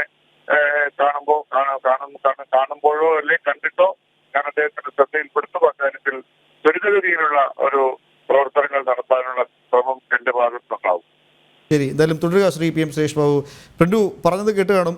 സംസ്ഥാന സർക്കാരിൻ്റെ പ്രവർത്തനങ്ങൾ, റോഡുകളൊക്കെ പൂർണ്ണമായും അത് മുന്നോട്ട് കൊണ്ടുപോകുന്നത്. അദ്ദേഹം മലബാർ മേഖലയിൽ ചില റോഡുകളുടെയൊക്കെ ഉദാഹരണം എടുത്തു പറഞ്ഞിരുന്നു. എന്നാൽ ഇത്തരം ചില വീഴ്ചകൾ ചൂണ്ടിക്കാട്ടിയപ്പോൾ അദ്ദേഹം ഇത് റിയാസിന്റെ ശ്രദ്ധയിൽപ്പെടുത്താം എന്ന് പറഞ്ഞ് ഒഴിഞ്ഞു മാറുകയാണ് ചെയ്തത്. ശ്രീ പ്രിന്റു. അല്ല, ഇതിനകത്ത് ഞാൻ സിമ്പിൾ ആയിട്ട് ഒരു ഉദാഹരണം പറയാം.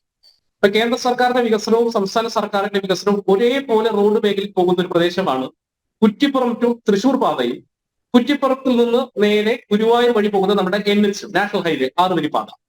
രണ്ടും ഒരേ സമയം പ്രഖ്യാപിച്ച് ഒരേ സമയം പണി ആരംഭിച്ചതാണ്, നമ്മൾ മനസ്സിലാക്കി. എന്നാൽ കുറ്റിപ്പുറം പാലത്തിന് സമാന്തരമായി പാല നിർമ്മാണം നിർമ്മിച്ച് ഗുരുവായൂർ വരെയുള്ള 6 വരി പാതയുടെ 75% പൂർത്തീകരിച്ചിട്ടുണ്ട്. അതേസമയത്ത് 218 കോടി രൂപയുടെ സംസ്ഥാന സർക്കാരിന്റെ പദ്ധതിയായിട്ടുള്ള കുറ്റിപ്പുറം തൃശൂർ പാത, അപ്പൊ സുരേഷ് ബാബു സാറൊക്കെ തൃശ്ശൂരിലേക്ക് യാത്ര ചെയ്യുന്ന ആളാണ്, അദ്ദേഹം അറിയാം. അത് തൃശ്ശൂർ ടു തൃശ്ശൂരിന്റെ തൊട്ടടുത്ത പ്രദേശമായിട്ടുള്ള മുണ്ടൂർ ഒരു 10 കിലോമീറ്റർ ആണ്. ആ 10 കിലോമീറ്റർ മേഖലയിൽ നമ്മൾ മനസ്സിലാക്കണം, കഴിഞ്ഞ 4 വർഷമായിട്ട് ഇതുവരെ പണി പൂർത്തീകരിച്ചു കഴിഞ്ഞിട്ടില്ല. ഞാൻ ഇതാണ് പറഞ്ഞത്. ഒരേ സമയം അപ്പുറത്തും ഇപ്പുറത്തും ഞാൻ 2 പോയിന്റ് ഒരേ സമയം വികസന പ്രവർത്തനം നടക്കുന്ന സമാന്തരമായി നടക്കുന്ന 2 പദ്ധതികളാണ്. അപ്പൊ ഞാൻ പറയും കിഫ്ബി പോലെയുള്ളതിൽ നിന്ന് പണം അനുവദിക്കും. ഞാൻ ചോദിക്കട്ടെ, ഈ പറയുന്ന നേരത്തെ പണം അനുവദിക്കണമെങ്കിൽ കൃത്യമായി കണക്ക് കൊടുക്കണമല്ലോ. കേന്ദ്ര സർക്കാരിന് ഇപ്പൊ നോക്കിയാൽ മതി, ഇപ്പോൾ തന്നെ ബഡ്ജറ്റിനകത്ത് കേന്ദ്രം ഗ്രാമീണ വികസന റോഡുകൾക്ക് നൽകി പാസ്സാക്കിയിട്ടുള്ള ഫണ്ട് ഉണ്ട്. 1000 കോടി രൂപയുടെ ഫണ്ട് ഉണ്ട്. ആ ഫണ്ട് ലാപ്സാക്കാതെ ഇപ്പോഴാണ് ടാറിംഗ്. നിങ്ങൾ നോക്കിയാൽ മതി, ഈ ഇലക്ഷൻ സമയത്താണ് ഈ ഗ്രാമീണ റോഡുകളുമായി ബന്ധപ്പെട്ടുള്ള ടാറിംഗ് നടക്കുന്നത്. ഇത് ഫണ്ട് ലാപ്സാക്കാതിരിക്കാൻ വേണ്ടിയിട്ട് അവസാന നിമിഷമാണ് ചെയ്യുന്നത്. അപ്പൊ ഇതിന്റെ ഉത്തരവാദിത്വം എത്രയുണ്ട് നിങ്ങൾ നോക്കിയാൽ മതി. ഇപ്പൊ എല്ലാ ഗ്രാമീണ റോഡുകളുടെയും ടാറിംഗ് നടന്നുകൊണ്ടിരിക്കുന്ന സമയം ഈ ഇലക്ഷൻ. അപ്പൊ എന്തുകൊണ്ടാണ് ഈ വർഷത്തെ ഈ ഫണ്ട് ലാപ്സാവാതിരിക്കാൻ വേണ്ടി അവസാന ഘട്ടത്തിൽ റോഡ് ടാറിംഗ് നടന്നുകൊണ്ടിരിക്കുക. അപ്പോ കൃത്യമായ ഒരു കാഴ്ചപ്പാടില്ലാത്ത ഒരു വികസന നയവുമായി ബന്ധപ്പെട്ടാണ് കേരള പിണറായി വിജയൻ സർക്കാർ മുന്നോട്ട് പോകുന്നത്. കേന്ദ്ര സർക്കാരിനെ സംബന്ധിച്ചിടത്തോളം വികസനവുമായി ബന്ധപ്പെട്ട് കൃത്യമായിട്ടുള്ള കാഴ്ചപ്പാടുണ്ട്. ആ കാഴ്ചപ്പാടിനനുസരിച്ചാണ് ഞങ്ങൾ പോകുന്നത്. നേരത്തെ സുരേഷ് ബാബു പറഞ്ഞല്ലോ 5500 ചില്ലാനം കോടി രൂപ കൊടുത്തു എന്ന്. അത് മനസ്സിലാക്കണം, അത് റോഡ് നിർമ്മാണത്തിനല്ല സാർ. ആ പണം എന്ന് പറഞ്ഞാൽ ആകെയുള്ള, പലരും തെറ്റിദ്ധരിക്കുന്ന പരിപാടിയുണ്ട്, ആകെയുള്ള നാഷണൽ ഹൈവേ അതോറിറ്റിയുടെ 25% ഞങ്ങൾ പണം കൊടുത്തു. അത് തെറ്റിദ്ധരിപ്പിക്കുകയാണ്. ആകെ 25% എന്ന് പറയുന്നത് സ്ഥലമേറ്റെടുക്കലുമായി ബന്ധപ്പെട്ടുള്ള വിഹിതത്തിന്റെ 25% മാത്രമാണ്. അതാണ് 5000 കോടി രൂപ. അപ്പൊ ഇവർ തെറ്റിദ്ധരിപ്പിക്കാൻ വേണ്ടി ഇത്തരത്തിലുള്ള കാര്യങ്ങൾ പറഞ്ഞ് പ്രചരിപ്പിച്ചുകൊണ്ടിരിക്കുകയാണ്. അതിൽ 2% തിരിച്ചു വാങ്ങുകയും ചെയ്തിട്ടുണ്ട്.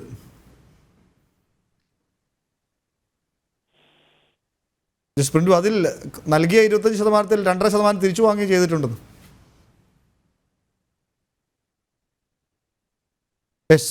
പ്രിന്റുവിലേക്ക് മടങ്ങിയെത്താൻ PM സുരേഷ് ബാബു കൂടി ഉണ്ടെന്നാണ് മനസ്സിലാക്കാൻ സാധിക്കുന്നത് ടെലിഫോണിൽ. ശ്രീ PM സുരേഷ് ബാബു, അദ്ദേഹം പറഞ്ഞത്, പ്രിന്റു പറഞ്ഞത് താങ്കൾ കേട്ട് കാണും. 2 റോഡുകൾ ഉദാഹരണം, ഒരേ രീതിയിൽ പണിയുന്ന 2 റോഡുകൾ ഉദാഹരണം സഹിതമാണ് അദ്ദേഹം ചൂണ്ടിക്കാട്ടിയത്. രണ്ടും ഒരേ കാലഘട്ടത്തിൽ ആരംഭിച്ചു, എന്നാൽ ഒന്ന് പൂർത്തിയായി ജനങ്ങൾക്ക് സംഭവിച്ചു, മറ്റേത് ഇപ്പോഴും എങ്ങും എത്താതെ ഇങ്ങനെ മുന്നോട്ട് പോവുകയാണ്. താങ്കൾ കേട്ട് കാണുമെങ്കിൽ അതിന് മറുപടി പ്രതീക്ഷിക്കുന്നു. ഞാൻ കിട്ടുന്നത് അതിലൊക്കെ എങ്ങനെയാണ് കമ്പയർ ചെയ്യേണ്ടത് എന്നുള്ളത് എനിക്ക് ഇത്ര ആലോചിച്ചിട്ട് മനസ്സിലാകുന്നില്ല. ഈ national highway authority of India budgetary sources ഇന്ത്യയുടെ കൺസോളിഡേറ്റഡ് ഫണ്ടിൽ നിന്നുമല്ലാതെ പുറത്തുനിന്ന് ഫണ്ട് സ്വീകരിക്കുകയാണ്. പുറത്തുനിന്ന് ഫണ്ട് സ്വീകരിച്ച് ഇതിനു വേണ്ടി ചെലവഴിക്കുകയാണ്. ഞാനതിനെ എതിർക്കുന്ന ആളല്ല, ഞാനതിനെ സപ്പോർട്ട് ചെയ്യുന്ന ആളാണ്. ആ കൺസോളിഡേറ്റഡ് ഫണ്ടിലല്ലാത്ത പണം, അല്ലെങ്കിൽ ഗവൺമെന്റിന്റെ സെക്ടറിൽ ഇല്ലാത്ത പണം പബ്ലിക്കായിട്ട് സ്വീകരിച്ച് നാഷണൽ ഹൈവേ അതോറിറ്റി ഓഫ് ഇന്ത്യയുടെ ഫണ്ടാക്കി മാറ്റി യാതൊരു ബുദ്ധിമുട്ടുമില്ലാതെ ഫണ്ട് ചെലവഴിച്ചുകൊണ്ട് റോഡിന്റെ പ്രവർത്തനങ്ങൾ മുന്നോട്ട് പോകുന്നു. കേരള സർക്കാർ ഇതിന്റെ ഒരു മാതൃക പോലെ തന്നെ കിഫ്ബിയുടെ പണം സ്വീകരിച്ച് കിഫ്ബിയിൽ നിന്ന് പണമെടുത്ത് ഇത്തരം കാര്യങ്ങൾ റോഡുകൾക്ക് വന്നപ്പോ കിഫ്ബിയുടെ കിഫ്ബിയുടെ ചുമതല വഹിച്ചിരുന്ന മന്ത്രിക്കെതിരെ, അതിന്റെ ഉദ്യോഗസ്ഥന്മാർക്കെതിരെ എൻഫോഴ്സ്മെന്റ് ഡയറക്ടറേറ്റിന്റെ അന്വേഷണം. അത് മാത്രമല്ല, നമ്മുടെ സംസ്ഥാന സർക്കാരിന്റെ ബോറോയിങ് ലിമിറ്റിനകത്ത് കിഫ്ബിയിലൂടെ എടുത്ത ലോണിനെയും കൂടി ഉൾപ്പെടുത്തി യഥാർത്ഥത്തിൽ നമുക്ക് എടുക്കാൻ പറ്റാവുന്ന ലോണുകളെ സംസ്ഥാന സർക്കാരിന് എടുക്കാൻ പറ്റുന്ന കടത്തിന്റെ യാതൊരു പരിധിയുമില്ലാതെ താഴോട്ട് വെട്ടിക്കുറച്ച്, അങ്ങനെ വരുമ്പോൾ ഈ സംസ്ഥാന സർക്കാരിന് പെൻഷൻ കൊടുക്കാൻ, സംസ്ഥാന സർക്കാർക്ക് ജീവനക്കാർക്ക് ശമ്പളം കൊടുക്കാൻ കഴിയാത്തൊരവസ്ഥ വന്നപ്പോ ഏതെങ്കിലും ഭാഗത്ത് എവിടെയെങ്കിലും സ്ലാക്ക് രംഗത്തുണ്ടെങ്കിൽ അത് രണ്ടും ഒരുപോലെ താരതമ്യം ചെയ്യുന്നത് വളരെ വേദനാജനകമാണ്. ഒന്ന് കോടീശ്വരൻ നിർമ്മിക്കുന്ന ഒരു ഇതും ബാക്കിയുള്ളതൊരു സാധു ഉണ്ടാക്കുന്ന ഒരു റോഡുമായി നമ്മളത് കാണണം. അങ്ങനെയാണ് അതിനൊരു കമ്പാരിസൺ ഉള്ളൂ. കേന്ദ്ര ഗവൺമെന്റിന്റെ കയ്യിൽ ഉള്ള ധനവും സംസ്ഥാന സർക്കാരിന്റെ കയ്യിലുള്ള ധനവും തമ്മിലുള്ള അന്തരത്തെ കണ്ടുകൊണ്ട് അത് വെച്ചുകൊണ്ട് അത് ചൂണ്ടിക്കാണിച്ച് അവിടെ നന്നായി നടക്കുന്നല്ലോ, ഇവിടെ എന്തുകൊണ്ട് നടക്കുന്നില്ല എന്ന് പറയുന്നത് ബോധപൂർവം ഈ തെരഞ്ഞെടുപ്പ് കാലഘട്ടത്തിൽ ഒരു സംസ്ഥാന സർക്കാരിനെ ചീത്തയാക്കുന്നതിന് വേണ്ടി മാത്രം. തീർച്ചയായും ശ്രീ പി എം സുരേഷ് ബാബു, ഇതിലേക്ക് രാഷ്ട്രീയം വരുന്നത് എപ്പോഴാണ്? ഞാൻ നേരത്തെ തുടക്കത്തിൽ സൂചിപ്പിച്ചത് രാഷ്ട്രീയം വരുന്നത് എങ്ങനെയാണ്? ഇത് പൂർണ്ണമായും നിർമ്മിച്ചത് കേന്ദ്ര സർക്കാരാണെന്ന് സമ്മതിക്കാതെ, അല്ലെങ്കിൽ അത്തരത്തിൽ ഒരു വാക്ക് പോലും പറയാതെ ഇത് പൂർണ്ണമായും സംസ്ഥാന സർക്കാരിൻ്റെ നേട്ടമാണെന്ന് മേനി പറയുമ്പോഴാണ് ഇവിടെ എതിർപ്പ് വരുന്നത്. ഇത് കേരളത്തിൽ മാത്രമല്ലോ ഈ റോഡ് നിർമ്മാണം ഉള്ളത്, രാജ്യത്തുടനീളം ഇങ്ങനെ നിർമ്മിക്കുന്ന പല പ്രദേശങ്ങളുണ്ട്. അതിൽ ഒന്ന് എടുത്തു പറഞ്ഞാൽ അത് പല സംസ്ഥാനങ്ങൾ BJP ഭരിക്കുന്ന ആയതുകൊണ്ട് അത്തരം വിവാദങ്ങളിലേക്ക് പോകേണ്ട ആവശ്യമില്ല, അല്ലെങ്കിൽ അത്തരം തർക്കങ്ങളിലേക്ക് പോകേണ്ട ആവശ്യമില്ല. ഇവിടെ വരുമ്പോൾ ഇത് തങ്ങളുടേത് മാത്രമാണെന്ന് അവകാശവാദം ഉന്നയിച്ച് തെരഞ്ഞെടുപ്പ് ഉൾപ്പെടെ ഇത് പ്രചരണ ആയുധമാക്കുന്നത് CPM ആണ്. അപ്പോഴാണ് ഇവിടെ ഈ തർക്കങ്ങളൊക്കെ വരുന്നത്. ഞാൻ ആദ്യം തന്നെ സംസാരിക്കുന്ന അങ്ങയോട് ഞാൻ റിയാസിന്റെ സ്റ്റേറ്റ്മെന്റ് കണ്ടിട്ടില്ല. സ്റ്റേറ്റ്മെന്റ് കണ്ടിട്ടില്ലാത്തത് കൊണ്ട് എനിക്കതെല്ലാം നിരാകരിക്കാനോ, നിങ്ങൾ പറയുന്നത് നിരാകരിക്കാനോ സ്വീകരിക്കാനോ ഒരിത്തിരി പ്രയാസമുണ്ട്. അതവിടെ നിൽക്കട്ടെ. അതിന് പുറത്ത് ഞാൻ അറിയുന്ന റിയാസ് ഒരിക്കൽ പോലും ഇത് സംസ്ഥാന സർക്കാരിന്റെ ക്രെഡിറ്റ് കൊണ്ടാണ് ഇത് വന്നത് എന്ന് ഒരിടത്തും പറഞ്ഞിരിക്കാൻ ഇടയില്ല. അങ്ങനെ സംഭവിക്കാൻ ഇടയില്ല. അദ്ദേഹം അതിൽ നടന്നു പോകുന്നതും എന്നാൽ ഭംഗ്യന്തരേണ അദ്ദേഹത്തിന് അദ്ദേഹത്തിൻ്റെതായ ഒരു ഇമേജ് ഉണ്ടാക്കാൻ സാധിക്കുന്ന തരത്തിലുള്ള ഫേസ്ബുക്ക് പോസ്റ്റൊക്കെ ഉണ്ടായേക്കാം. അതൊക്കെ രാഷ്ട്രീയത്തിലുള്ളതല്ലേ, അതൊക്കെ രാഷ്ട്രീയത്തിൽ കാണുന്നതല്ലേ. നമ്മള് അവിടെയാണ് ആരാണ് രാഷ്ട്രീയം കൊണ്ടുവന്നത്? അവിടെയാണ് ഇതിന് മറ്റൊരു രാഷ്ട്രീയ തലം കൂടി വരുന്നത് ശ്രീ പി എം സുരേഷ്. അല്ല, അതിപ്പോ എന്താന്ന് പറഞ്ഞാൽ മറ്റത് രാജ്യത്തുടനീളം നടക്കുന്ന വികസന പ്രവർത്തനങ്ങളുടെ ഭാഗമായിട്ടുള്ളതാണ്. അത് ശരി. നമ്മുടെ കേരളം ഒരു കൊച്ചു സംസ്ഥാനമല്ലേ.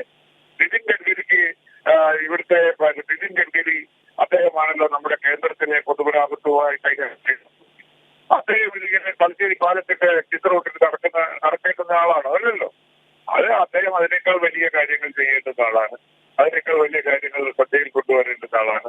അതുകൊണ്ട് ഇവിടെ കേരളത്തിലെ ഒരു മന്ത്രി ആ പാലത്തിലൂടെ പോകുന്ന ഒരു ചിത്രം കണ്ടുകൊണ്ട് ഏതെങ്കിലും ഒരാൾ അങ്ങനെ തെറ്റിദ്ധരിക്കുമെന്നൊന്നും വിശ്വാസം ഞങ്ങൾക്കാർക്കും ഇല്ല. ശരി, എന്തായാലും അങ്ങനെ കേരളത്തിലെ ജനങ്ങൾ തെറ്റിദ്ധരിക്കുമെന്ന് കരുതാനും സാധിക്കില്ല ശ്രീ പി എം സുരേഷ് ബാബു. അത് ദേശീയപാത ആര് നിർമ്മിച്ചതാണ്, അതിന്റെ പിന്നിൽ ആരാണെന്ന് കൃത്യമായി കേരളത്തിലെ ജനങ്ങൾക്കറിയാം. എന്നാൽ അതിന് പിന്നിൽ രാഷ്ട്രീയ നേട്ടം വെച്ചുകൊണ്ട് ഇത്തരം യാഥാർത്ഥ്യങ്ങൾ മറച്ചുവെക്കുന്നതിനെതിരെയാണ് ഈ ചർച്ച മുന്നോട്ട് കൊണ്ടുപോയത്. മാത്രമല്ല, ഈ കണക്കുകൾ പുറത്തു വന്നത് പ്രകാരം ഒരു രൂപ പോലും മുടക്കാതെ ദേശീയപാത നിർമ്മിച്ചത് തങ്ങളാണ് എന്ന സംസ്ഥാന സർക്കാരിൻ്റെ മുഹമ്മദ് റിയാസിൻ്റെ ഒക്കെ അവകാശവാദമാണ് ഇപ്പോൾ നാഷണൽ ഹൈവേ അതോറിറ്റി ഓഫ് ഇന്ത്യയുടെ കണക്കുകൾ പ്രകാരം പുറത്തു വന്നത്. ചർച്ചയിൽ പങ്കെടുത്ത പ്രിന്റുവിനൊപ്പം പി എം സുരേഷ് ബാബുവിനും നന്ദി. ഇതോടുകൂടി സ്പെഷ്യൽ ഡിബേറ്റ് പൂർത്തിയാകുന്നു. നമസ്തേ.